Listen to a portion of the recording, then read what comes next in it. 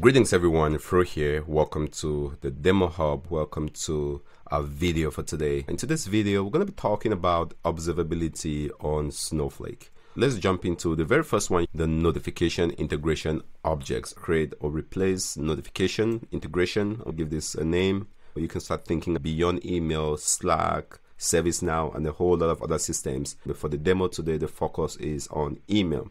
Now this is going to be enabled. Allowed email address is frotech@gmail.com. Go ahead and run this. This should create a notification integration for us. Now, if you're setting this up for the very first time, there's something that's very important to double click on, which is the allowed recipients you can include in this list. So there's a couple of things that are needed.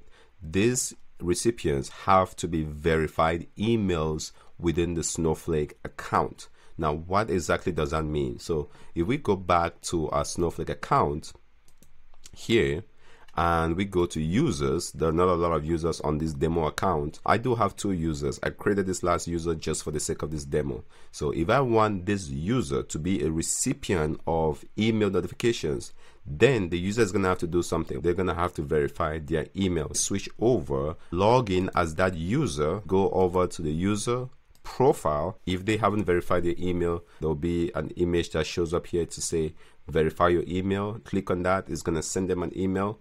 They would click on that email, verify it, and then they become a verified user.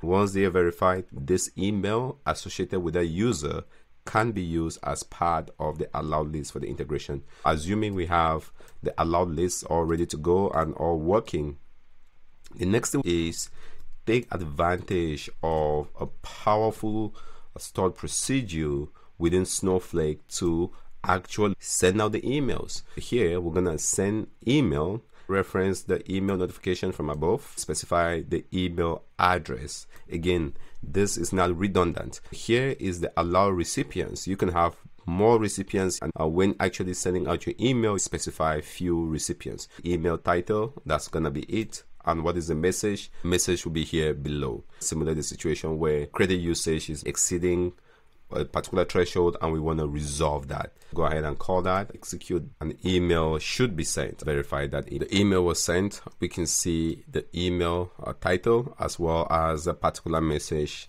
led into the body of that email sent to that recipient. Very powerful. Now let's go back. If we keep running this stored procedure, we'll keep sending that email as many times as the stored procedure has been invoked. This is where the third object comes into play. And this object is called the alert object. Create or replace this first class object called alert using a warehouse. Put a schedule every 5 minutes. You can make this every 7 minutes, every day at 7 a.m., whatever the schedule makes sense. Next, check credit usage by querying the warehouse metering view. If credit usage is above a particular threshold, then take action and send out an email. Run this query.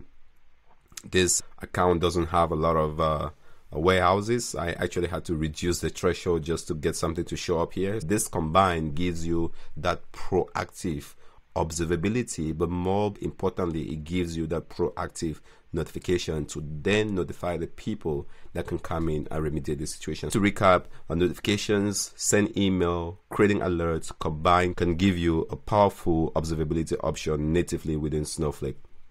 Hopefully this was helpful to you. As always, if you like this, do like it, share it with somebody that may get value out of it. Thanks for watching. I'll see you in our next demo.